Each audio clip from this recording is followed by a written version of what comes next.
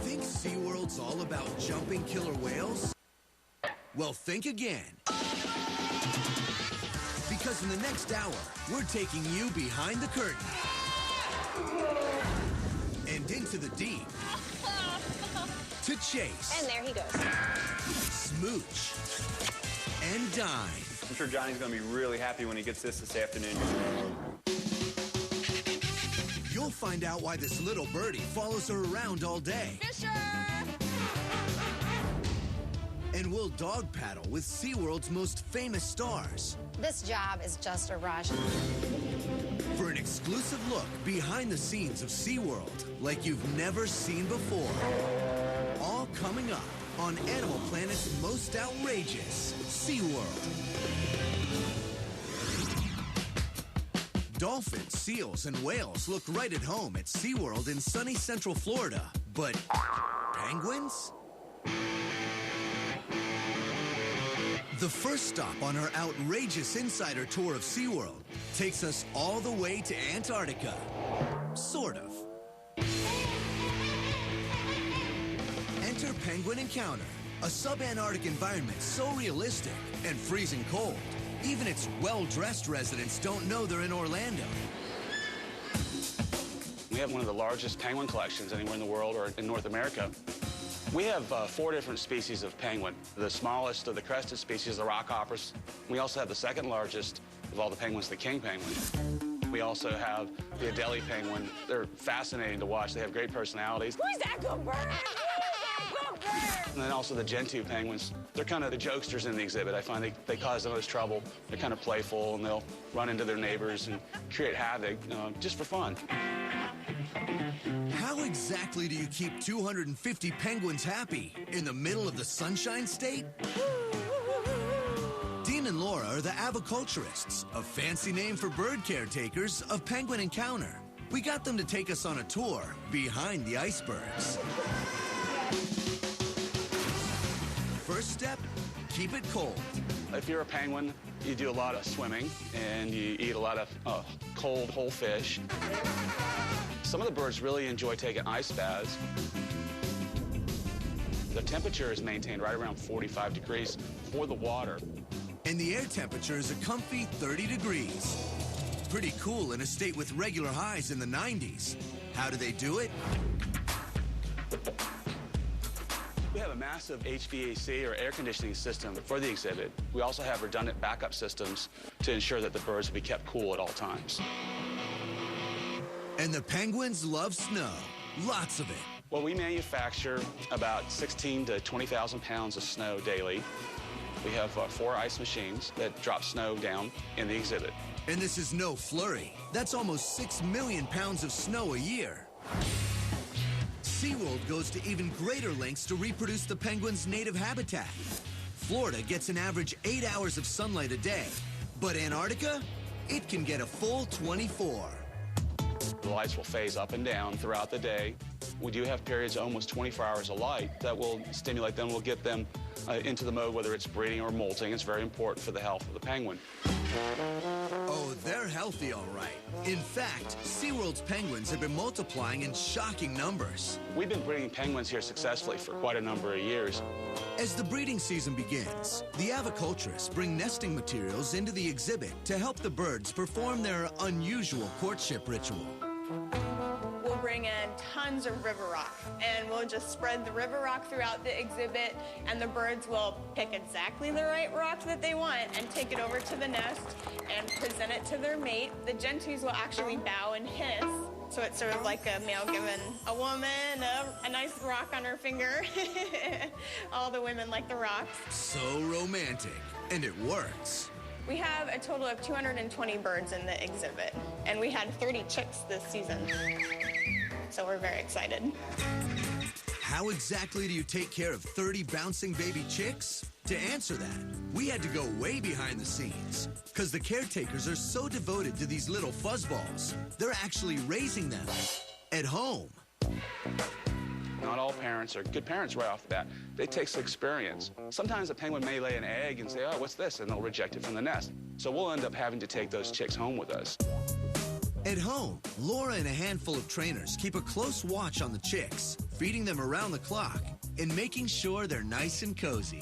When most people think of penguins, they think they have to be kept cold, but their babies actually have to be kept warm before they get their feathers, so it's important that their parents actually will brood them. And you can't just put a penguin chick in the spare bedroom. The staff has developed this tricked-out cooler called the Brooder. This might look like an ordinary cooler, but it's actually a state-of-the-art environment designed solely for hand-raising penguins. With air vents, automated temperature meters, and removable viewing covers to ooh and ah over the adorable chicks. And with just the push of a button, you can set the brooder to the ideal penguin chick temperature. Ah, a cozy 76 degrees. But like all babies, these little guys can eat you out of house and home. All right, this is Ludwig, and Ludwig is a 17-day-old king chick. Yes, hello, how are you? And what we do during our feeding process is we'll weigh the bird before. So he is 504 grams. And then we'll give him a tube feeding. And what we do with the 2 fingers is we're soliciting a feeding response. Basically, our 2 fingers act like the parent's bill coming down over the chick, simulating the fact that they're going to allow the chick to feed. Ready for another? Ready for more? Yeah. He'll slow down a little at the end. But we just give him a little bit of time and patience. You can see this is his weight now after the feeding. Ideally, it should be the amount that we fed. Yeah, and the head's down. Once the head goes down, that usually tells us that they're done. If you think that's adorable, the real penguin-human bond begins when they're released back at SeaWorld. Fisher! Fisher, come here! Because these hand-raised penguins have a special relationship with their caretakers. The particular bird that I have, Fisher, who will come running over when I call him, was hand-raised by my husband, who's also in the department. Fisher really is kind of my little partner when I'm in the exhibit. He'll stand by me and hang out. So it's a neat bond that we have together. You're a good bird, aren't you? Yeah. Stingrays have a bad reputation. Heck, they even have the word sting in their names. Their looks don't do much for them either. Just take a gander at that nasty-looking bug. But at Discovery Cove's Coral Reef Shallows, guests discover something shocking about these much-maligned animals. They're actually nice. Aquarium supervisor Denise Swider led us swim with the stingrays to learn about their surprising lives up close. Many people are scared of stingrays because stingrays do have a barb at the base of their tail. Stingrays are typically passive animals that use their barbs for defense, not to attack. But for the safety of park guests, the aquarist at Discovery Cove must play the job of Ray Manicurist. A stingray's barb almost feels like a bone. It's very hard, and they do grow, and that's why we routinely can just trim them right off.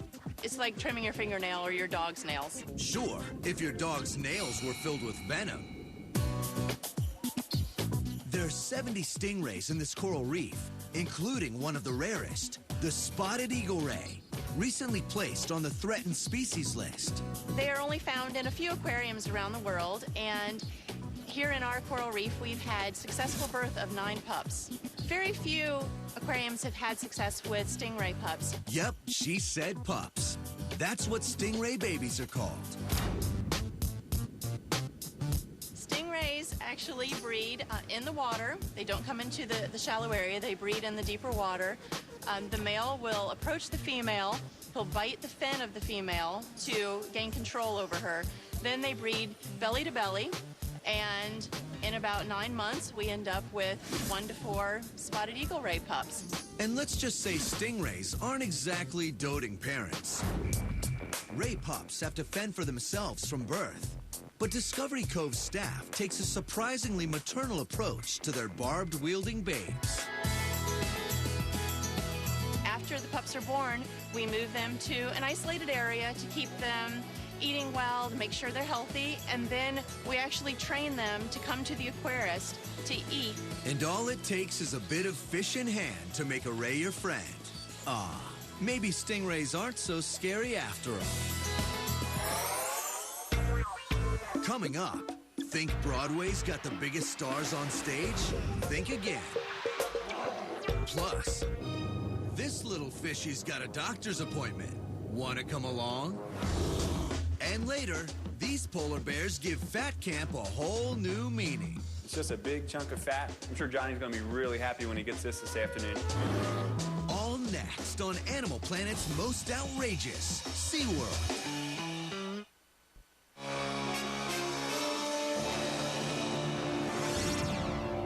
Ahoy there! A hearty greeting to all ye landlubbers.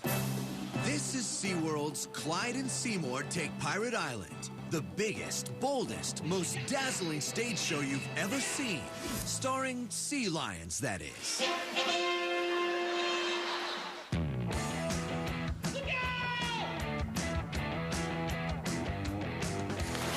And with a full house 4 times a day, it's also one of the most popular attractions at SeaWorld. But the most outrageous things about this show are its 700-pound stars.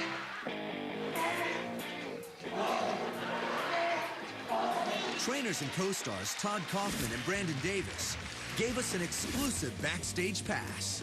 There is a lot more that goes on backstage that people don't realize. A lot of moving back and forth.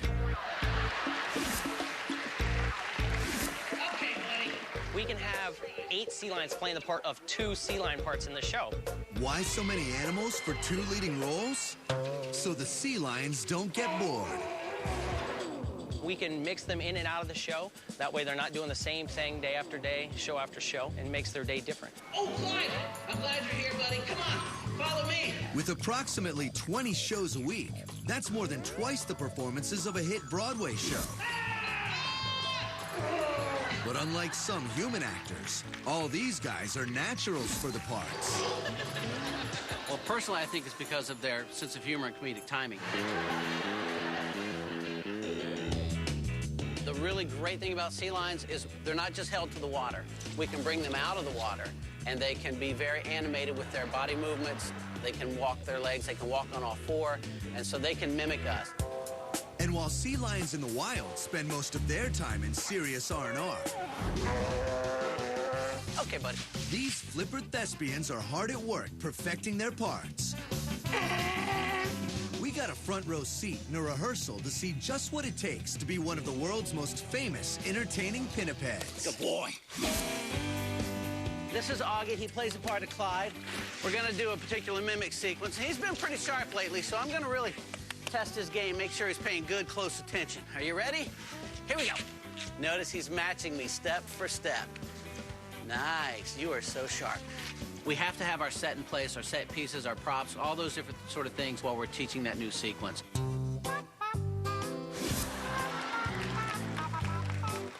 It really takes probably 3 to 5 months to get them used to a new routine and a new segment. And to learn the entire show, it takes a sea lion up to 5 years to perfect it. One of their most challenging stunts, stealing their favorite fish, took months of intensive work. Here's how this works. You're new, I'll explain it. I put the food on the plates. Nobody touches the plates until I'm done, all right? We can put a fish on Seymour's plate. He doesn't touch it. We put a fish on Clyde's plate. We pull our hand back. He still waits. You notice the second time, instead of putting a fish on Seymour's plate with our left hand, we use our right. We cross over. And that's the signal for Clyde to steal the fish. 2 for... Even the wild egret likes to drop by in case any yummy fish bits hit the floor. Just like people, they really love to learn and do new things. But it's not for the love of the craft. These guys are getting perks no Hollywood star has ever dreamed of. We have different spots along the set where we place different types of reinforcement, be it food or toys. Well, this is his favorite. This is a herring. just rubbing him down or just sitting and giving him a nice back massage. Good boy. He feels like a wet rug. Those are all things that we can use during a show to reinforce the animals, to let them know, hey, you did a great job. Thank you very much for sticking with us. Thanks for making our job so much easier.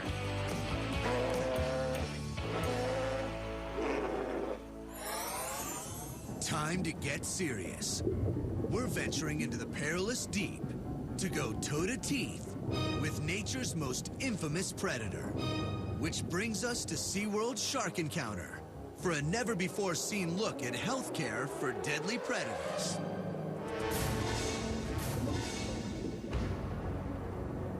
Look inside. There are 28 sharks in this 700,000-gallon tank. But why stay on this side of the glass when you can dive right in? Something guests at Shark Encounter can do, if they dare. They're everywhere. They're big and scary. They might look like the toughest beasts in the deep. Oh, look at his teeth. But watch how you talk about them. Sharks are sensitive. Sharks have a public relations problem. You've got these animals that have been around for 400 million years that really aren't sturdy as people think they are. People think that they are these strong, aggressive animals, and that couldn't be farther from the truth. Sharks are not like people or other mammals where they have this layer of skin that actually helps protect them from the environment. In fact, sharks are so sensitive to their surroundings that the tiniest of molecular changes can gravely affect their entire system.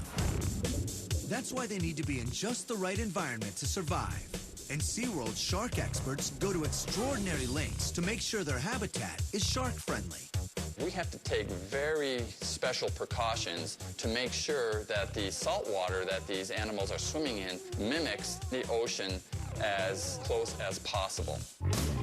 We control the temperature in the water, we control how acidic the water is, we control how salty the water is. In fact, when we make up our salt water, we'll probably add in the neighborhood of 17 to 18 different chemical elements to try to mimic the salt water as best we can. But keeping their home well-balanced is just one part of their care. To make sure the sharks are healthy, the SeaWorld Shark Docs perform yearly physicals on their ferocious patients. And we're going behind the scenes for the most dangerous house call on Earth.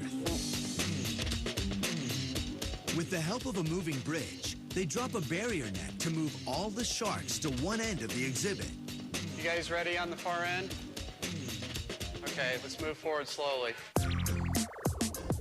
And from there, we'll individually spot which shark we want to do our physical on. We drop a net, a square net, into the water, and then we maneuver the shark over that net. We raise the net up and place the shark into our holding pool. Once the shark is in the smaller pool, they guide the animal onto a stretcher for his checkup. But how does a shark survive out of water during its exam? Oxygenated water is actually pumped through its gills. Okay, guys, are we ready to take blood? And next comes the part where they draw blood from the most bloodthirsty creature in the sea. We'll take a blood sample from it. Then we'll take length measurements. We do a total length measurement. We do a measurement to the base of the tail. Then we'll also weigh the animal. Good news. Looks like this shark patient passed his physical with flying colors. See you at next year's appointment, buddy.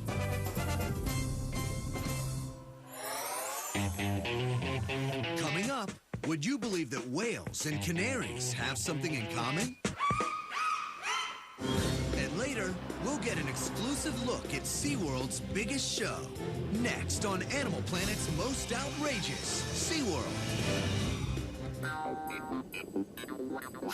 Can you guess what sharks and Japanese samurais have in common?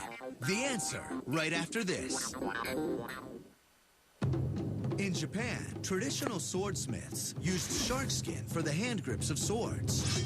The sandpaper-like shark skin made the swords less likely to slip in their hand during battle.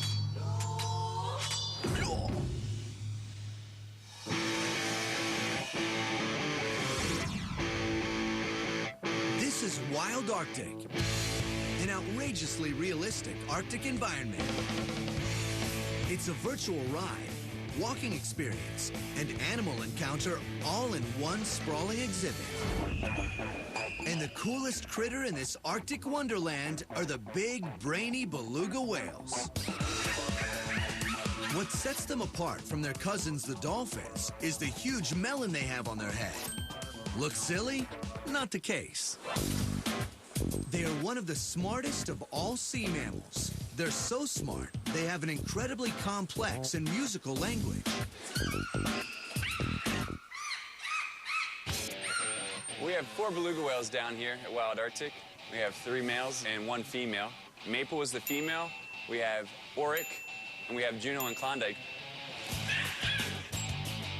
For years, sailors would come across beluga whales, and they actually termed them the canaries of the seas because of the high-pitched whistles and bird chirping sounds that these guys will make. A few of the neat behaviors that we discovered over the years of working with these guys are the number of different vocalizations that they make. From foghorn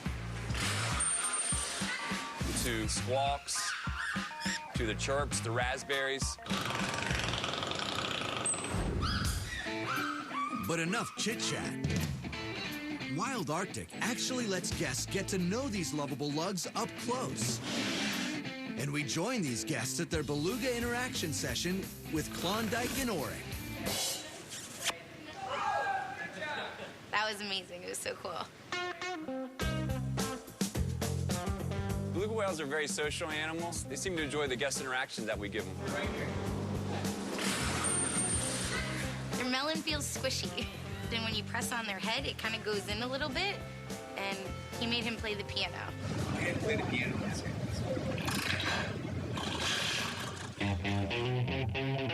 Belugas are so intelligent that SeaWorld trainers have taught them to display hundreds of behaviors on cue. You can teach them too.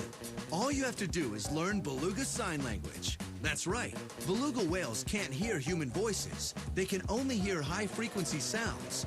That's why hand signals are so important. It's really important that we give these guys nice, crisp signals so they understand what we're asking when we're doing our training sessions.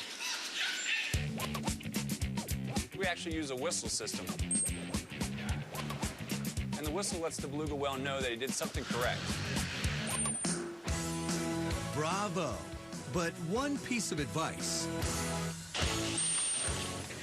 Bring a towel.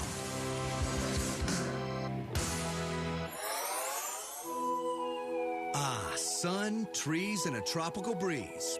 It's no wonder Discovery Cove is a tropical bird paradise. SeaWorld may be known for its aquatic life, but there's plenty of life up in the trees, too.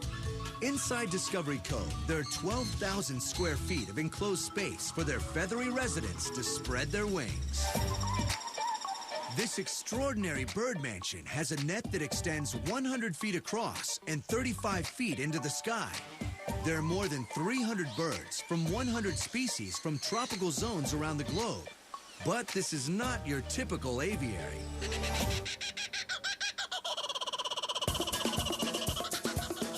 Christine Giannone, a senior aviculturist at SeaWorld, took us deep inside to show us what makes this outrageous birdhouse a true one-of-a-kind. Our aviary is unique because we put species together from all over the world, and they get along great together in one big habitat. Animals that would never cross paths in the wild live here comfortably, side by side. In here, all characters are welcome. This is Gretel, a crested screamer. She's very laid back. She's very mellow. She likes us to interact with her and likes to be touched. They're native to South America. And check out this strange-looking little fella called an ocellated turkey, usually found in Guatemala. And check out this bizarre bird called the tawny frogmouth from Australia. They look basically like broken tree branches, and the guests often walk past them, so we have to point them out to them. There's plenty of characters around. Our vulturine guinea fowl Gomer is another unique species. He's very colorful, bright royal blue with little white dots. on his black feathers on his back. And he kind of walks around and checks everything out. Birds are notoriously territorial animals. With so many species from all corners of the globe, you might expect there to be a lot of ruffled feathers. Not at all. This is one big happy flock.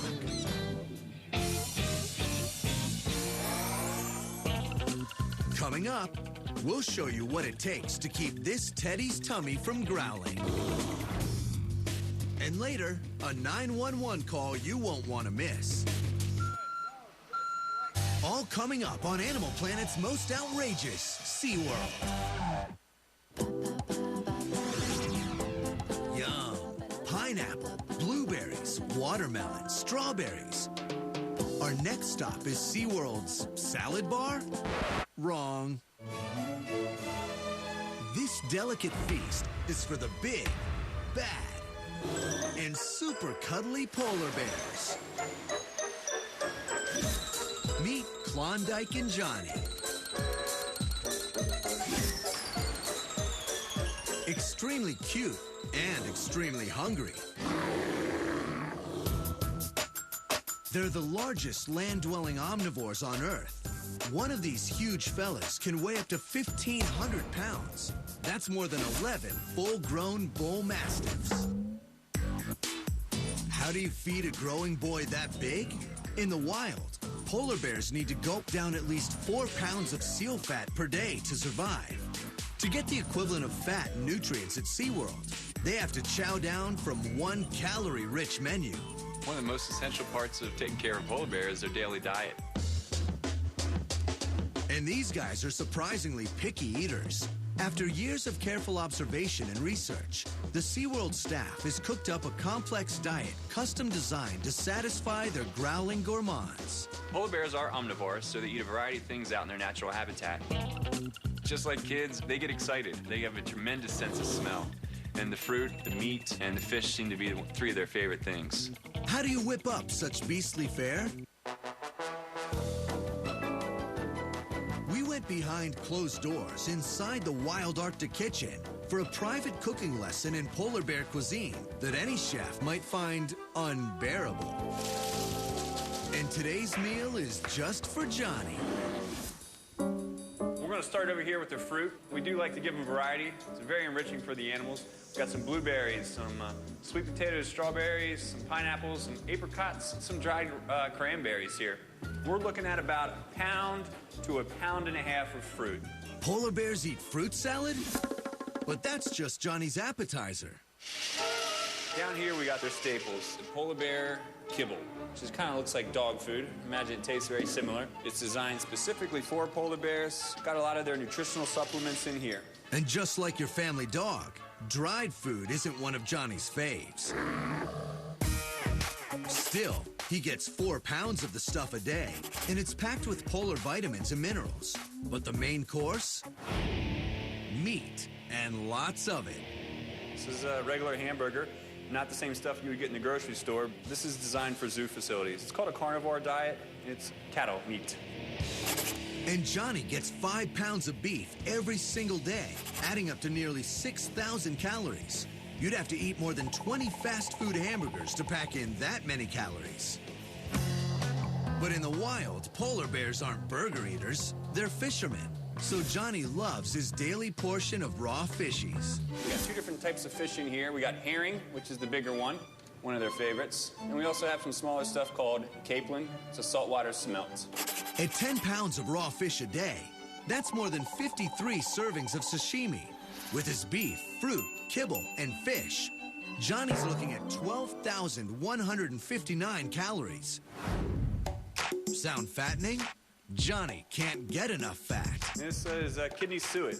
To me, it looks like like cheese curds, but it's just a big chunk of fat. We give them about 1 pound to 2 pounds of this a day, and they love it.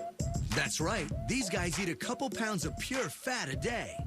That's more than 7,000 calories and 13 times the average daily allowance of fat for humans. Now it's dinner time for Johnny, but he doesn't get his meal served on a bear-sized platter. At SeaWorld, They scatter his food all around the enclosure so that around every iceberg, he finds a nice fatty treat. But wait a minute.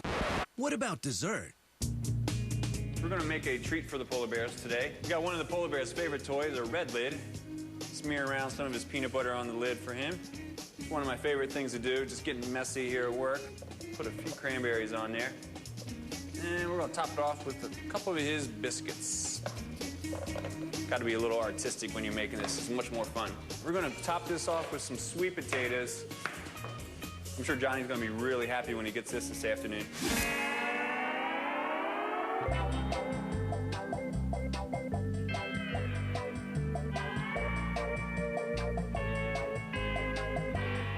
Bon appetit, Johnny.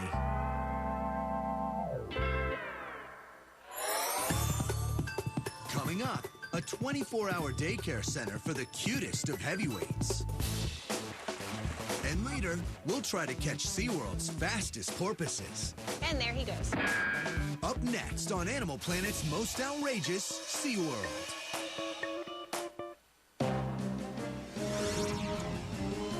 This might look like a typical operating room, but take a look on the operating table.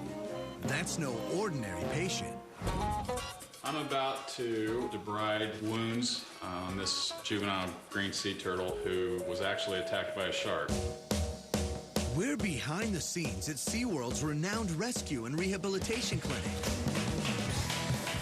where they rescue and treat everything from sea turtles to dolphins, and they even do ultrasounds. Right now, I can see his ribs. But what brings us here today are their biggest patients, the manatees. SeaWorld has the largest primary care clinic for manatees in the world. We got an inside look at the conservation efforts visitors don't see to protect these endangered giants. Since 1976, we've done 391 rescues, and we have done almost 200 releases. So it's about close to a 50% success rate, which really isn't bad when you consider that by the time somebody sees a lot of these manatees, they're in very bad shape. Manatees are docile creatures that spend their days floating in warm, shallow waters and, well, eating. With no claws, no sharp teeth, no armor. It's a lucky thing these big softies have no animal predators. But there are plenty of dangers in the manatee world. The staff responds to roughly 20 injured manatee calls a year. Some of the most common injuries are boat propeller wounds, fishing line entanglements, and cold stress. And theirs is no regular ambulance. They have heavy-duty trucks and boats that get them swiftly to their sizable patients. Manatees can weigh up to 3,000 pounds and measure 13 feet. So in addition to a stretcher, they sometimes need a crane. Back at the Manatee Rehabilitation Center, there's state-of-the-art care with surgery rooms and freshwater care pools where treatment ranges from invasive surgery to old-fashioned baby care. Because what most people don't know about the manatee rescue is that many of their calls are for the rescue of orphaned manatee babies. We don't know what happened to the mother, so we basically become surrogate parents. And we got a rare look inside the nursery. We bring them back here to the park, and it becomes a 24-hour job, just like a baby human. We have to bottle feed them, and it's every 3 hours round the clock.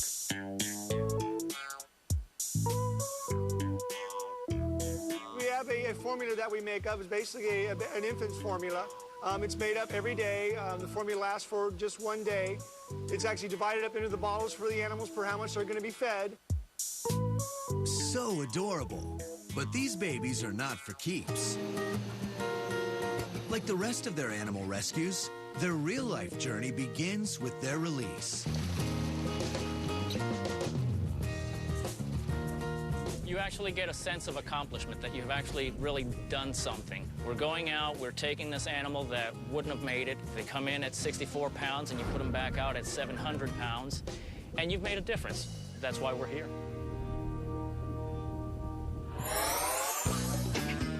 When you think SeaWorld, you probably think dolphins. But we bet these dolphins aren't what comes to mind.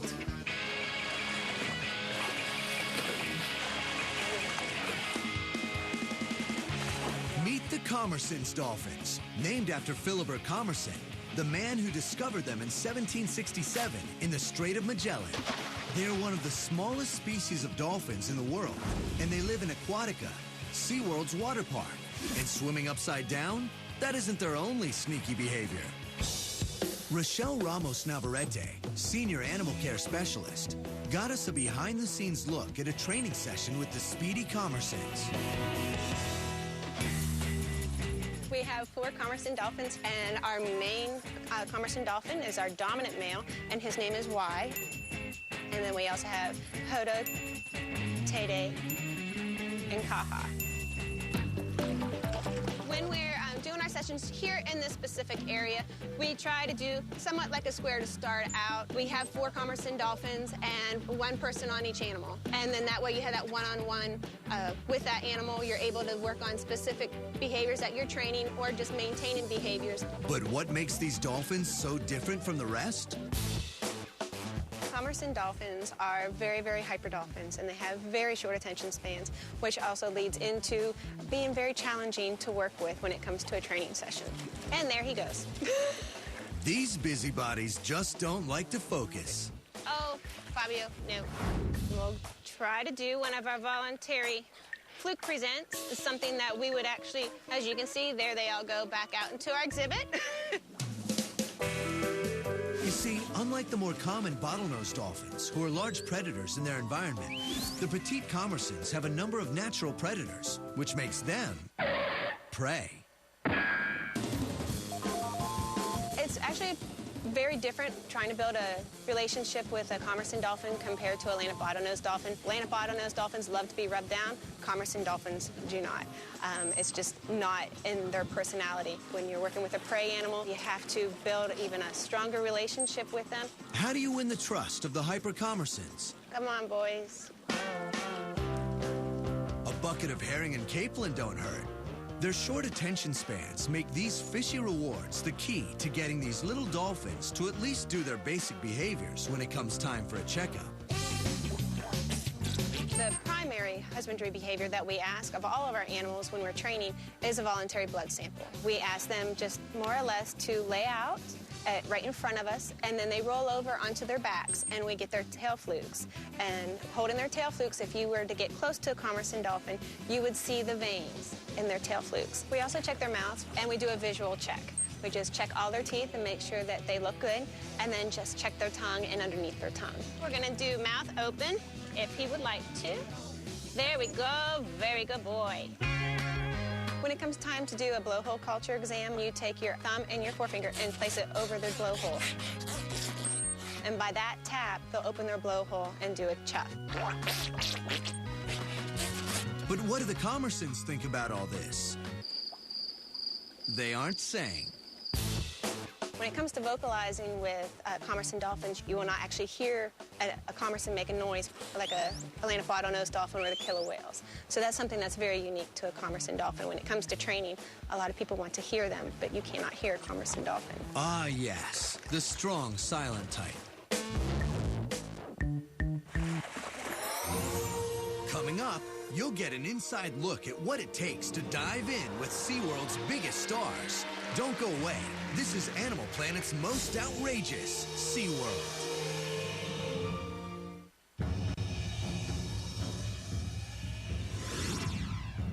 One man, 7 million gallons of ice-cold salt water, 8 of the ocean's biggest, baddest predators. It's showtime with SeaWorld's most famous deep-sea stars, the Shamu family. If you think you know Shamu, you only know half the story. Because we joined 4 of the top killer whale trainers to see the ups and downs of SeaWorld's wildest job. Would you ever believe it someone could say they got to surf in a killer whale? But I get to. And it's a blast, and they're fast, and what a rush. I mean, this job is just a rush. The key to being a good killer whale trainer is truly having confidence with humility. You never want to be overconfident because you are dancing, swimming, leaping, and interacting daily with a killer whale. And we never forget they are the top predator. And truly, they are the leaders. Oh, they're leaders, all right. An average killer whale weighs 8,000 pounds. And they're wicked smart. They top the ocean food chain, meaning if they don't like you, you're toast. So swimming with these big guys is intense and very hard work.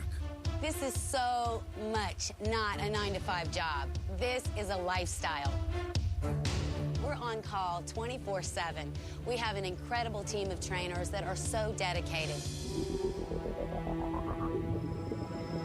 The job that we do is very, very strenuous, and it definitely pays to be in very good physical shape. A whale pushing you through the water 36 feet to the bottom of a pool uses different muscles than a lot of other things that we do. Well, I got to tell you, when I jump in the water and I'm riding around with a killer whale, 22 feet long, as powerful as anything, you cannot imagine how fast they can go sometimes, to where your cheeks are quivering because the water is rushing so fast at your face. But being in good shape is only part of the battle. Each of SeaWorld's trainers goes through an intensive process before they even get wet. Many trainers say it takes a leap of faith to jump in the pool with the top predator of the ocean. Before anybody's in the water with the animals, they know the animals really well. They have a friendship there, they have a fondness for them, and they have a really great understanding. It takes a new trainer a full 3 years before he or she sets foot in the water with Shamu. Getting to know a killer whale is a step-by-step process. It takes time. The most important thing is the daily interactions, the one-on-one time, the teaching. The trainers are actually doing what's called a relationship session. Right now, you're seeing a variety of trainers interacting with whales in a one-on-one type interaction. They're spending time looking in their eyes, maybe rubbing them down, or just being quiet with them. Sometimes it isn't a behavior at all. It's just hanging out, just being together. One of the whales that I get to spend a lot of my time with is Kayla.